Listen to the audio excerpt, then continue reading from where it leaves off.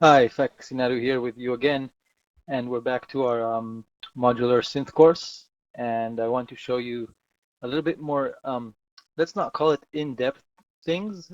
It's deeper than what we've done up till now, but we're not going to be making this particular one crazy connections, but we're going to be looking at kind of crazy modules and getting deeper into the synthesis itself and what is going on.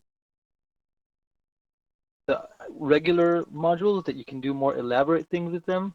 And yeah, like I said, also kind of crazier modules like right here. So we're going to be introducing, talking for the first time about Oscillator Sync, which is a cool thing.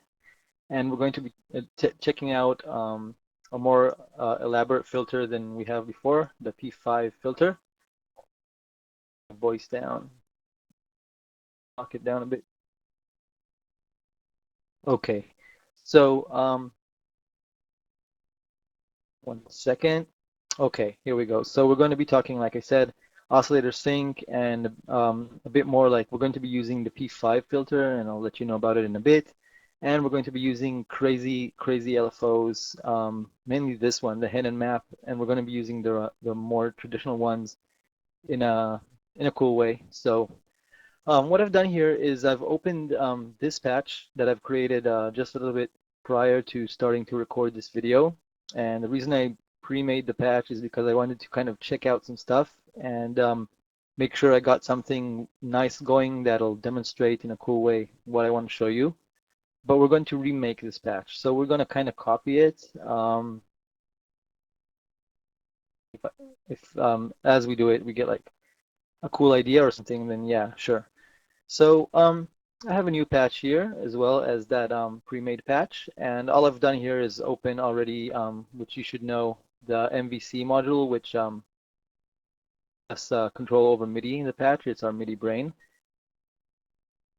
I've opened a MIDI clock, and I've connected it to a frequency divider, so we already have at our fingertips ready for divided clock signals. Multi-effects unit, an insert effects unit, put a multi-effect on it. It's empty at the moment, and connected it to the output. So we know that once we're done, we're connecting into the multi-effects, and it's already ready. So out oscillator pitch and some cooler LFOs. Let's start by taking out the oscillator first of all. So we're going to get into, last time we made a video, we were using the multi-oscillator, which is cool. It's got all sorts of waveforms on it. Yeah, but those are subtractive waveforms, you know, those are really simple things. You got 5 shapes here, special this time. So we're going to be using a wavetable oscillator. Wavetable oscillator, as found like on the Waldorf synths, it's basically short bursts of various sounds, sampled sounds and digital sounds and all sorts of things. There's tons of waveforms inside of here, and they include you do have the regular sine and sawtooth already in here. So if we're going to want to use a sawtooth, like I think I ended up using a sawtooth or a sine even here, but like you can change it around, you'll see. Side you have partials and like FM ratio sampled and like short vocal sample, like really short. It's not a sample, it's a waveform, so it's really short. It's just like a shape, but it's a much more complicated shape than just like a normal sine or triangle or saw or whatever. So we're going to be using this oscillator, and we are going to be using a multi-oscillator with just the basic waveforms, but it also has a sync input on it, and it's a sync slave. So oscillator sync basically means that if you have two oscillators, and let's focus first on the first one. So this would be like the master oscillator that we're going to be using. And what it means is this oscillator will be affecting the pitch of this oscillator in such a way that whenever this osc retriggers, reaches the end of its cycle and starts again, then this osc will be forced to retrigger as well. Cycle. So basically, it sort of means that this oscillator is pitch locked to this oscillator, but not exactly. and its timbre is sort of getting really screwed around with. That's the bottom line. That's what it sounds like. So we're gonna be hooking up this in a second, but first I want to make sure that each oscillator is pitch modified, and we're going to do that with the pitch modifiers that you already seen in the other videos. So we're taking out two of them, one for each oscillator. And I had a choice right here, whether to connect. The first thing I'll show you. The thing you do, obviously, is you connect from the MVC, from the MIDI brain, the frequency information that is coming over MIDI. So you connect that to the pitch modifier, and this is for the first oscillator, so it's going to the frequency of the first oscillator. And we made this connection. Now, the first thing I did, like before I changed it, was I took this frequency out, input it into this, into the oscillator. So what happens as it is connected now to the second oscillator is that the sound goes, the frequency goes into this pitch modifier. This osc is getting it like as comes out of the first modifier, but this osc is getting modified. The frequency is getting modified one time, and then a second time, and then it goes here. But then the second time is based on the first time. So it does sound cool like this. You could do it like this. It's a nice choice and interesting, and hear what it does. But when I did it like this, the reason I want it separately is because of the sync mechanism, is I'd rather have the option that both oscillators will be doing different things on the pitch, and then they will react in a cool, the sync mechanism will react in a cool way because the pitch will be different. It'll be different anyway, but I don't know. I just decided this way. You can decide that way. We're making like a sort of affected and screwed up patch, so you can screw it up in any way you want to screw it up. I just chose that way. So here we have, after we have the two oscillators, I just wanted to mix between them, and it's very simple, just with a crossfade. With the crossfade module, I could have just used a mix 2 module. You'll probably want, like, you'll want them all the way up with 3 knobs. You have to have 2 things going in, and you have left, like the first one, the second one, and the overall. And I don't need that, you know. I just want to be the second one, this osc to be the top osc to be the first one, and then the rightmost position will be only this. The leftmost position will be only the first one, and anything in between will be obviously a blend of both of them. So I've got them mixed together. Then I chose the P5 filter randomly just because I felt like it. The P5 filter, let's take it out and I'll explain a little bit about it. So this is what they call the P5 filter, and supposedly it is the same filter that it's a unique designed filter. It's different to the other low-pass filters in here, and it is modeled after that is inside this machine, Prophet 5, which is like a clone, obviously. I don't know, to my ears it doesn't sound exactly the same as in the Prophet 5. Maybe I'm hallucinating or something, but it does sound different to me. It sounds a little weird, but in a cool way. It's really kind of grungy, and the response is kind of strange. It's musical and strange. You'll hear it in a minute. So, and then I just took out on my patch that we're like recreating. I took out the sliders just directly into the filter. Something else. Let's add to this just a little bit. Let's add a pulsifier distortion before the filter, just for fun. So let's take out a pulsifier form of distortion that kind of makes the sound more towards a square sound. I guess every distortion does that. I don't know why this particular one is called pulsifier, but something to do with the algorithm inside. The sound it has is kind of on low levels, which we're going to use. It kind of adds like some grit and presence, and it doesn't really doesn't really distort and get crazy unless you get like on really high levels, and we're not going to use the high levels. Okay, we have that in there, and then we want to go. Obviously, we need a way to change the VCA module. And there we go. And then an envelope.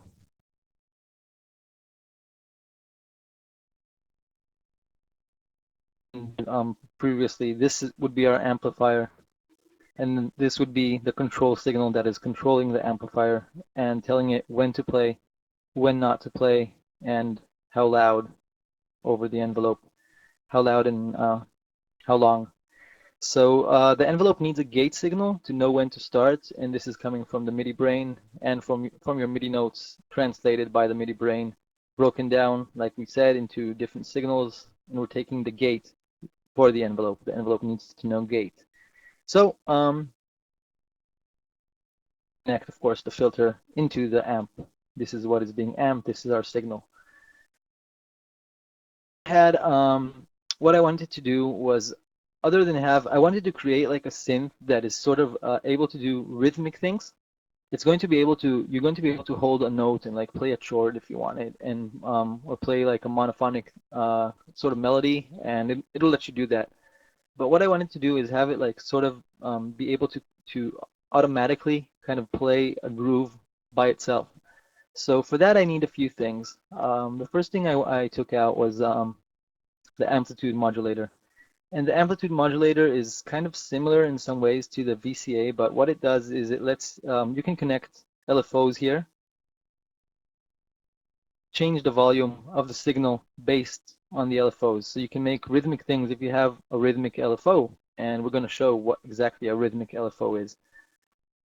With this module, just wanted to say that we have it out here because this is the next thing that we're connecting in our signal chain. We're connecting from the VCA into the amplitude modulator.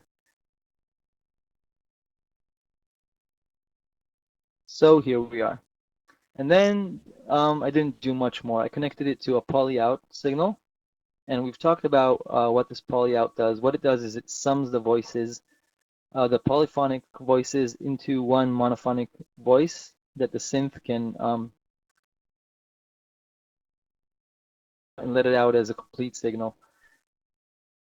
A 24 dB high pass filter. You could just put like a low, like a low cut in the effects section if you want. You could, or not. You don't have to. But I wanted to have a way to cut the lows quickly inside the patch. And again, this is after the poly out. So if you've been paying attention to the other videos, you know that this has to be turned into a monophonic module, and you do this by right-clicking on it and pressing on single mode in this modular to the output. I actually have to connect just the left one because it says left mono. I don't know. It's a habit. I always connect them both. No idea why I do that. So this is like our basic audio signal flow connected. Change the sound. Okay, I wanted to let you hear, but this is actually the other synth. Let's put the other synth on a different MIDI channel for a second, so it won't play. Synth. And our synth is not playing at all. It is receiving MIDI.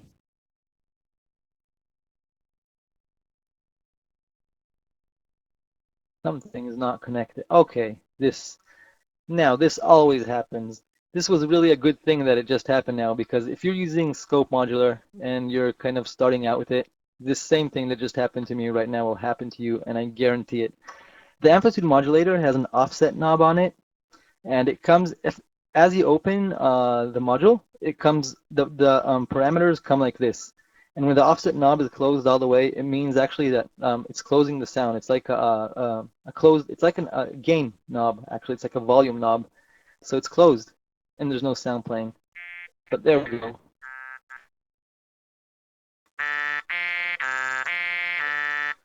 So you can already hear that the synth is playing sound. you actually have a synthesizer like this. You know, you can play the synth, but it's very, very boring. There's nothing going on with the sound. All you can do is choose the oscillators, static place, and that's it. And we wanted, like I said, to do crazy modulations in this machine. So we're going to take out a few modulators.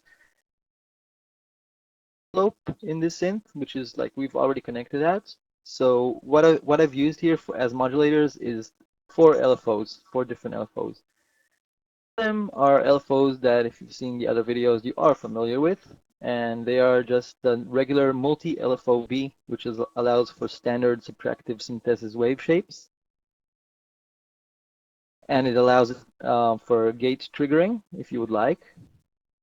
And I haven't used it in this patch. I mean, I haven't used triggering. I've turned triggering off.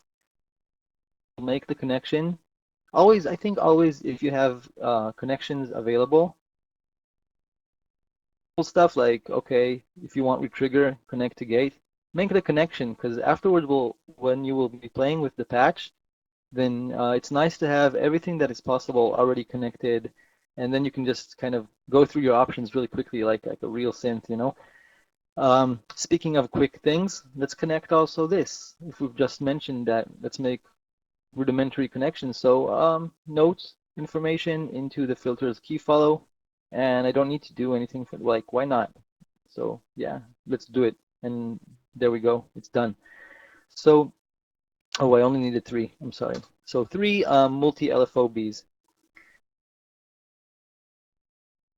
Before I connect them, let's, because I wanted to talk about like what went on here and how I got to like making these connections. Let's get the other LFO out there. So this LFO is called, if you look at the categories here, there's multi-LFO, random LFOs, and the random LFO, there's a lot of them as well. Single LFOs, combis, and then you have up here what is called chaos LFOs. Few of those as well. We're going to put out this particular one, because I liked what it did in this patch. I kind of tested a few of them, and I just decided to use this one. Obviously, you can decide to use any of them that you want. So what is this Hennen map? Well, first of all, let's say, and like, I guess some of you do know that are watching this, but most of you are probably like me, like, what the fuck is a Hennen map? No idea. It has 2 outputs, X and Y, and then A, B, A mod, B mod. It's like, you have no idea, right? So a few things that can kind of help us with this. We have website that it's a good time to show it to you anyway. cwmodular.org, and genius that someone put this together. So real props to the makers of this website. So, and what it has is every single one of the Creamware modules and the third-party modules, and just everything that's been made for this modular is over here. And every module is described, and it has like the DSP load, how much DSP it takes, and there's a description for what it does. And sometimes if it's third-party modules, there's like a link directly for downloading that module. It's like an amazing website. It's one of my favorite websites online.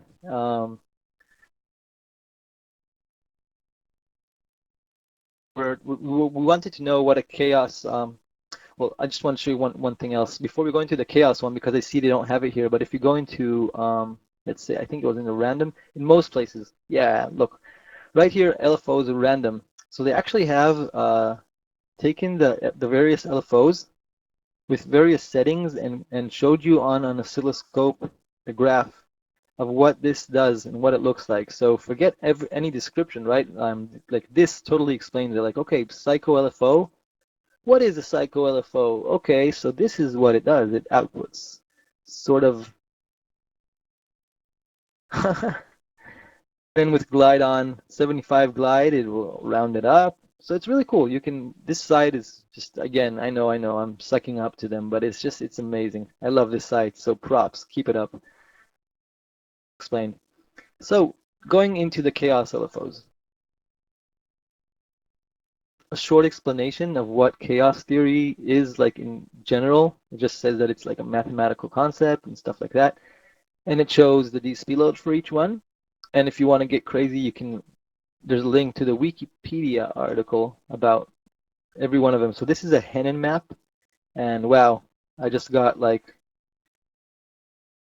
a fever. I have no idea what it says, obviously. Well, I don't know, maybe some of you do, and it's great if you do. What it does. It doesn't exactly matter as long as we can hear what it does, right? I mean, that's the whole point for us. So we're going to do that. We're going to connect, first of all, to have external sync to each one of these LFOs, including this Hennen map LFO. Those connections made. And then what you see on this Hennen map is both an X and a Y output. So actually it's actually two LFOs. It's like on a plane, on an axis, and there's a value on the X-axis and a value on the Y-axis. So you can use it actually for two things. You can, and the cool thing is that the X and the Y, they kind of interact with each other based on the parameters. Cool random LFO. So I did notice that on the outputs, because I guess maybe it's because I linked it to my MIDI timing, or so a few clicks when I connected it to the filter and to the amplitude modulation. So what I just took is I've shown you this trick, a 6 dB low pass filter. Does is it mellows out the control signal. So if it was squared before, like you've seen on the website, back to this random here. So what it would do is like the same as the glide knob here. I think that actually inside this module, the glide knob is probably a low pass filter. They probably did exactly what we did right here. They made the module, and somewhere inside is a low pass filter that takes this signal and turns it into something like this. I'm pretty sure that it's something like this.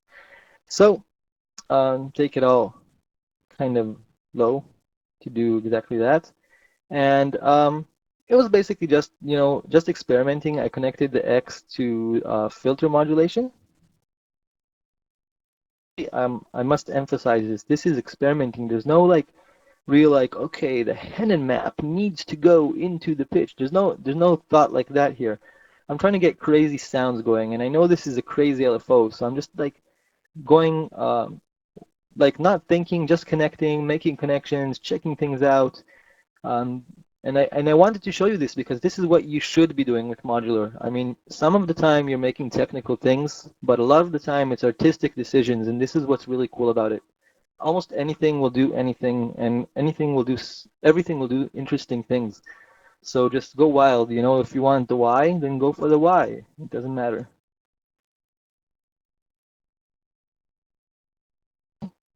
But yeah, like the thought that I did have here, it didn't really matter to me if the X was here or the Y was here, but the thought was like this. The thought was that the Hennen map, it's kind of like it makes like a random sample and hold type of output. That's like the bottom line, what it does, what it sounds like. So I was thinking, let's take the X, let's take one of them, the X, and have the X modulate the filters cutoff, and then let's have the Y modulate the amplitude modulator, and it'll make like a gated effect. So we'll have a rhythmic thing going on while the filter is being modulated in a rhythmic way as well, but it'll be a different rhythm because they are on different values. So the end result will be like sort of quirky quick filter sweeps that are being played in a rhythm. That was kind of my thinking, and this is why I've set it up like this. So X here, Y here, and for now this is the Hennen map, and we're done with this connection for now. So the next thing is the other LFOs. I took one LFO and I used one LFO to connect to both machines. And then I used the second LFO I gave each machine its own LFO. So I gave the separate LFO and the bottom mask a separate LFO as well. Now you notice that I do have them on sample and hold here. That whenever I use like an LFO with sample and hold, I often put like a 6 dB low pass, the same as we did with the Hennen map. But here on the pitch, the effect that came out was actually cool like this. It didn't produce clicks, it produced like abrupt pitch changes that sounded cool. So I left it like this, but if you want, obviously, again and again I will stress this is modular. Obviously if you want, stick a low pass filter in there. Obviously if you want, delete this and use another LFO. It's totally up to you what you want to do. Those connections are made. And the other thing I took out was one single sine LFO. And this, as you can see, this is an LFO that doesn't have the option to sync. Whereas if I know I want, like, usually I don't change this LFO in the patch. Like, I would use it, like, if I know I want a really, really long LFO, and this is the longest possible in Scopes Modular, which is 0.01 Hertz, I will put out this sign, and it'll be like a constant frequency LFO. So this will be my long LFO. Yeah, in this patch, we will use it as this. So it's left on this value. And what it gives us is an additional modulator on this filter that will give us, like, if you put it on a little bit, and over time, the filter will kind of sweep slowly over time, and it'll be dynamic. It won't be stuck. Even though we have a lot of changes going on, it won't be stuck in the same formula. It'll be moving around, while also the really slow LFO can sweep it like over an area. So it adds a lot more interest. You have your action area, and you have if you think about it this way, yeah, let's think about it visually. There's action going on in like a timbral area. There's this crazy Hennen map changing it in sample and hold, and then you have the area itself.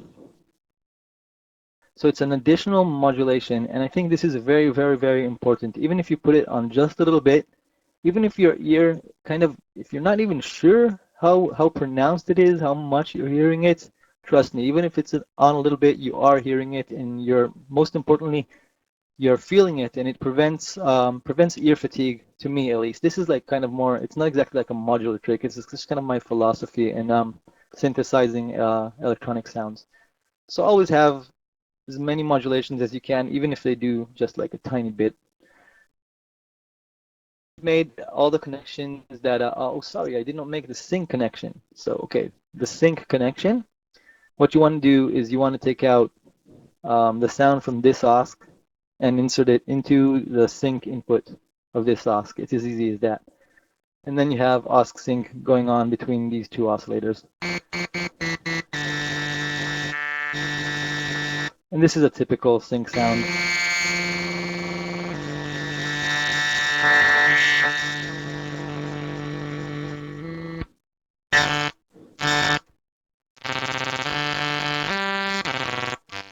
And it can get really screwed up depending on which waveforms and which pitch settings you use.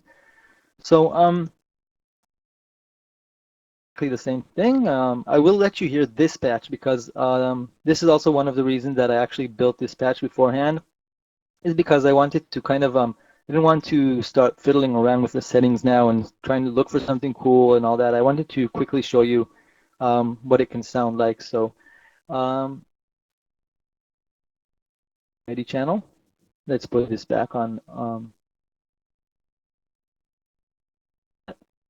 my sequencer is set on. So all I have going on in Logic right now, as for the example, I have just this long. Obviously, this is a good time to point out, we have two nodes going in here. So we have polyphonic going in here. So our whole patch is polyphonic, right? This one is ours. As we've built it, it's polyphonic. We've used polyphonic modules, and we have poly out, and everything is fine. So what you need to do in scope is you need to tell it how many voices it will use. And obviously this is a factor of DSP. If you look at the DSP meter right here, if I put it suddenly like on 5 voices, a minute, and it'll jump all the way up to here. So it's still not, it's not a lot, you know, it's okay. You can have, and we also, obviously I have also this one open on 4 voices, and I can have other stuff going on. So there's quite a lot of DSP, but you just need to remember that you need to pull up the voices in order to hear actual polyphonic voices. Back to our patch. This is, again, this is the pre-built one. This is the one I built before, and the only difference is that, as you can see, the knobs have been kind of thought it out. And so let's see if it plays.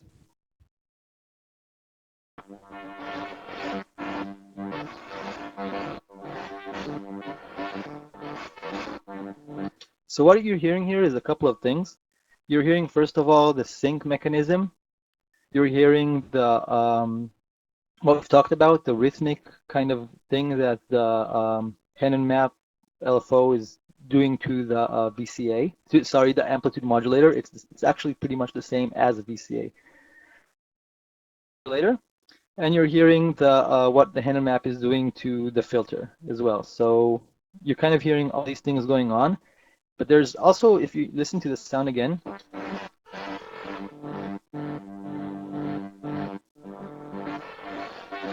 there's an extra torn quality to the sound that is not coming from the sync, only from the sync. It is also coming from the LFOs. If you look, I've set one LFO to 400 hertz. And this LFO is going to both the first oscillator and the second oscillator in different amounts. And 400 hertz is deep into the audio range. It's actually, I've just, you know, it's the farthest right on this one. So kind of randomly, I mean, maybe it'll sound better like on 375. I don't know. I just put it to the right just for the example. I put this one midway and I put this one a little higher.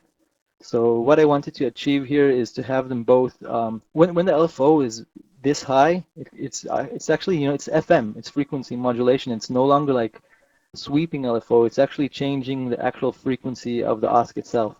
So it's really screwing up the pitch, but really fast. So it kind of does keep some sense of a fundamental, sort of.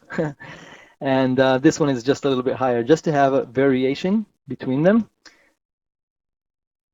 This LFO connected, the third LFO connected to the first OSC, but I decided in this particular sound not to use it. But for the second OSC, I do have LFO that is on sample and hold, and it's getting 1/4 beat of the BPM.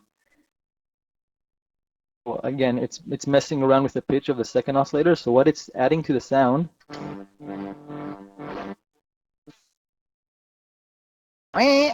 that's coming out every now and then. Without it, it will be like this. And you can hear what it does.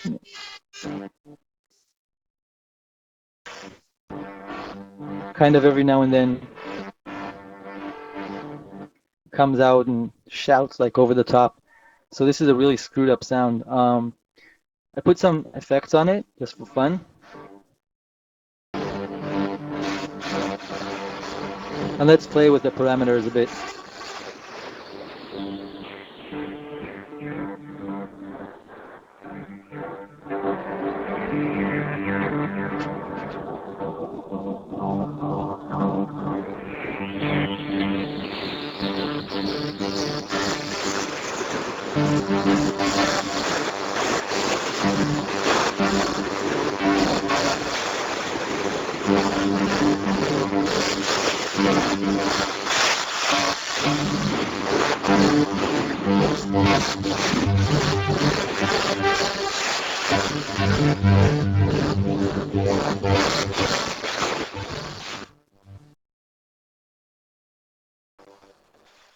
This is a pretty crazy sound.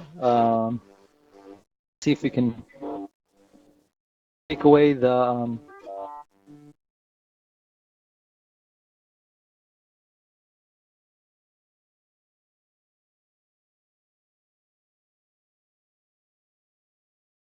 and you can hear now much more clear what the Henon map is doing to the VCA. With the Henon map itself, the results are unpredictable, as they should be, because it's a chaos module.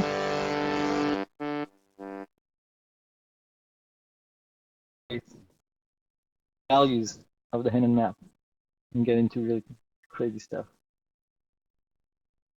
Kind of disappears. This is like a the weirdest module ever because a totally random, weird way. And sometimes it will just stop playing altogether. Cool.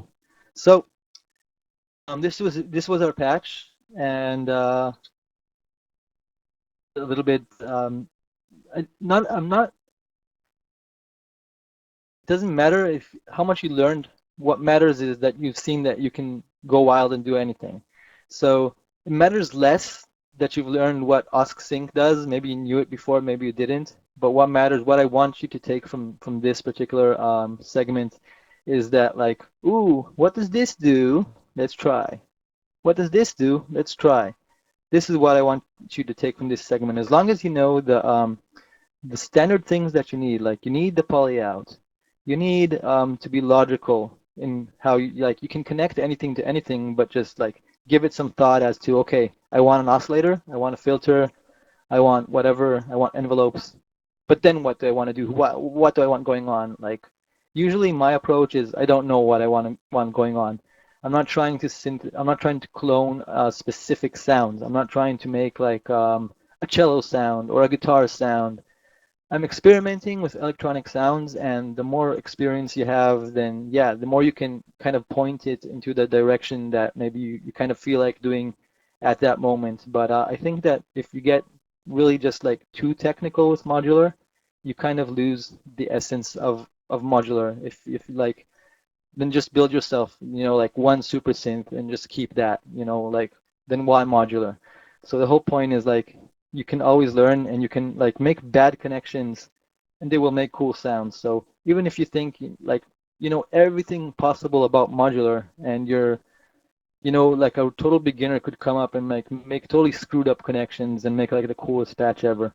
So yeah, just go on and experiment, and we'll continue with even more in-depth things, and we'll start to get into the controls themselves of modules and stuff like that in the next videos. Have fun. See you soon in the next one.